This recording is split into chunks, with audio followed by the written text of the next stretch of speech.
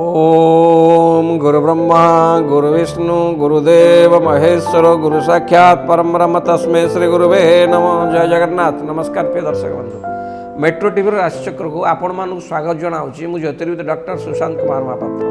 आसन देखा कौन अच्छी आज 12टी राशि शुभ अशुभ संपर्क में कौन अच्छी आज पंचांग। आज 16 तारीख 16/12/2024 मसीहा पौष मास कृष्ण पक्ष धनु दिन 2 सोमवार। आज प्रतिपदा दिवा 12:27 पर्यंत, दिवा 12:27 पर द्वितीय तिथि आरंभ हो। आज आद्रा नक्षत्र रात्र 1:14 पर्यंत रहिबो।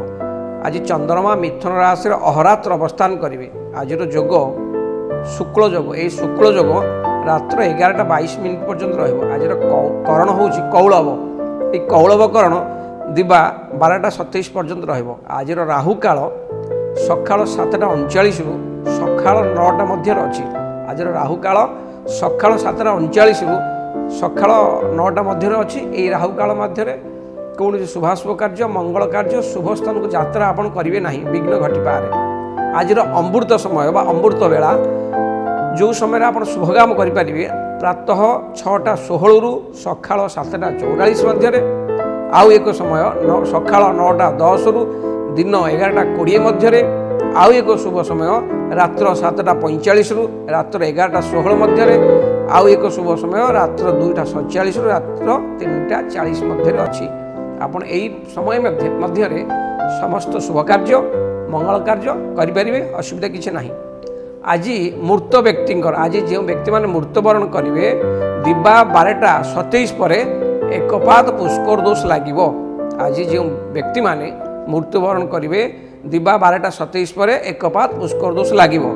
आज पौष मास कृष्ण पक्ष प्रतिपदार एकदिष्ट और द्वितीयार एकदिष्ट पार्वण श्राद्ध अच्छी। आज निषिद्ध खाद्य पानी कखारु भेजी बैगण, पानी कखारु और भेजी बैगण को कौन सी तरकारी बा संतुला खाइबे नहीं, शरीर पर क्षतिकारक हो पारे। आज मिथुन राशि घात बार, आज मिथुन राशि घात बार अच्छी। कन्या राशि घात चंद्र जोग अच्छी। एणु घात चंद्र घात बार रे कौन से शुभाशुभ कार्य करेंगे ना, सतर्कता विधेय। आज धनु संक्रांति पहली भोग धनु मुआ भोग श्री श्री महालक्ष्मी परिदात्री जगत जननी श्री श्री महालक्ष्मी देवी पितालय गमन अर्थ महालक्ष्मी देवी आज निज पितांक निलय वा पितांक घर गमन करेंगे। ये हूँ आज विशेषत्व दिन। प्रिय दर्शक बंधु, आसतु देखा गोटे छोटिया सुंदर प्रतिकार। आम दैनंदिन जीवन भितर बहुत कष्ट करी किछि पैसा संचय करे खंडिए जागा किणी घर करने बेले बेले देखा जाउछि आम पिलांको पेट्रु आम किछि अर्थ संचय कर गोटे जगह किनी थाए से जगह उपर जो आम घर करे घरटी असंपूर्ण रहे बा से घर कर रहिला परे से घरे बहुत द्वंद्व देखा दिए। शारीरिक कष्ट, मानसिक अशांति, आर्थिक अनाटन, विभिन्न असुविधा देखा जाए। बेले बेले आम से जगह को निंदे एभलिया जगार घर कली जे मोर सब असुविधार सम्मुखीन होउछि। प्रिय दर्शक बंधु, आमे घर करिया पूर्वरु बा जगह किणिया पूर्वरु किछि कथा को ध्यान देवा जरूरी।